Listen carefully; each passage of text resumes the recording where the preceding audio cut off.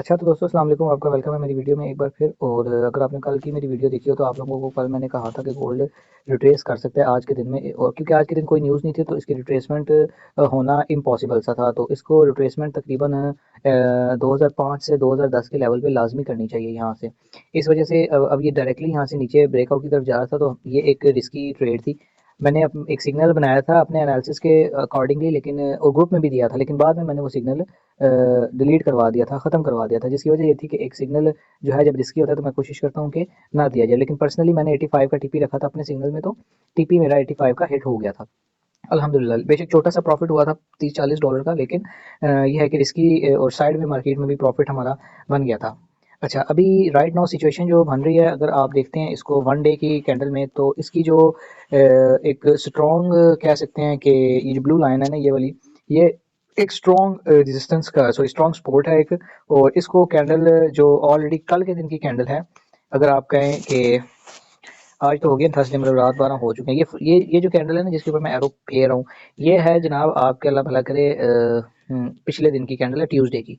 ठीक हो गया। नेक्स्ट कैंडल ये है जिसको क्लोज होने में तकरीबन तकरीबन अभी 2 सवा 2 घंटे रहते हैं।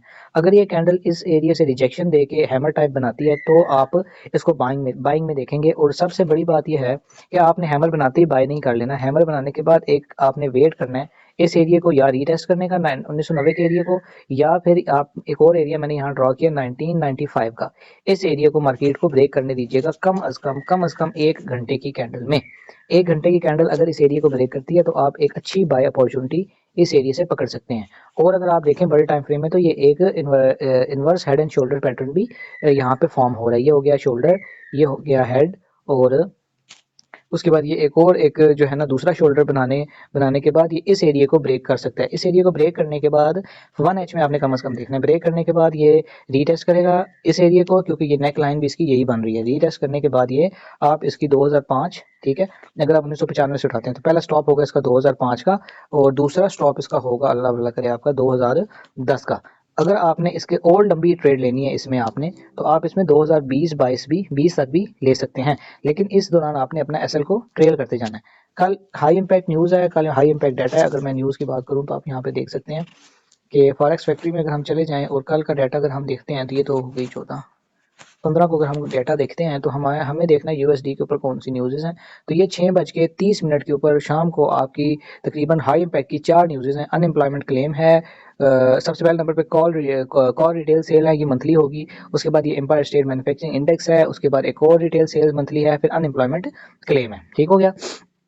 तो ये इस हिसाब से आप लोगों ने जो है ना, ये जो नीचे वाली 2 न्यूज़ेज़ है ना, ये यूएसडी की ये ऑरेंज फोल्डर और ये हो गया येलो फोल्डर, ये 2 न्यूज़ेज़ हैं लो इम्पैक्ट न्यूज़ है, मीडियम और लो इम्पैक्ट। तो इसका इतना इशू नहीं होता जितना इन रेड फोल्डर न्यूज़ का होता है। ठीक हो गया। आपने जो है ध्यान से सोच समझ के अच्छी सी ट्रेड लेनी है, कल के दिन आपको अच्छी ट्रेड मिल सकती है। और अक्सर मैं आपको कहता हूँ कि हमारा जो फंडामेंटल्स है ना, सॉरी जो टेक्निकल्स हैं, वो अक्सर जो है उसी के मुताबिक फंडामेंटली भी गोल्ड मूव करता है। ठीक हो गया। ये हेड एंड शोल्डर भी एक बन रहा है। आपने कल कोशिश करनी है गोल्ड को बाय में देखें, सेल में ना देखें, अनटिल अनलेस के गोल्ड आपका कम अज कम 2000 सॉरी 1987 1987 का लेवल ब्रेक करके क्लोजिंग नहीं दे देता 1H की कैंडल में या 4H की कैंडल में। ठीक हो गया।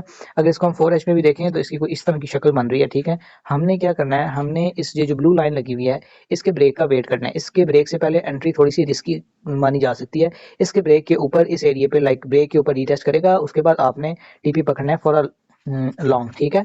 और अगर हम एक फिबोनाची टूल यूज़ करें, फेब लेवल इसका निकालने की कोशिश करें, तो इसका फेब लेवल तकरीबन यहाँ से हम निकालेंगे और हमारा जो इस पॉइंट तक हम इसको खींचें तो हमारे ऑलमोस्ट जो एरिया बनता है 2007 से लेकर 2010-11 का एरिया बनता है। इसका मतलब यह है कि मार्केट हमारी इजीली इस एरिया को ब्रेक करने के बाद, रीटेस्ट करने के बाद जो है मार्केट 2008 से 2010 तक आराम से आ जाएगी। और यहाँ से अगर हम ये मार्केट ब्रेक करती है तो अगेन इसके रीटेस्ट के ऊपर हम टॉप तक एंट्री 2025-30 तक एंट्री ले सकते हैं। लेकिन बेहतर ये है कि आप लोग जो है 2010 11 12 पे आके एग्जिट कर दें। न्यूज़ टाइम है कि और कल इंशाल्लाह हम अपने वीआईपी में शानदार सिग्नल भी इंशाल्लाह देंगे, क्योंकि न्यूज़ में हम बेहतरीन मूवमेंट कैप्चर करते हैं। अगर आपने मेरी स्टोरीज वगैरह नहीं देखी, अगर आपने मेरी छोटी वीडियो जो शॉर्ट्स जिन्हें कहते हैं वो नहीं देखी, तो आप देख सकते हैं कि कोर सीपीआई की जो 2 दिन पहले न्यूज़ थी उनमें हमने 130 150, और अगर लॉन्ग की बात करें पूरी वीआईपी की बात करें तो 240 पिप्स भी हमने कैप्चर किए हैं।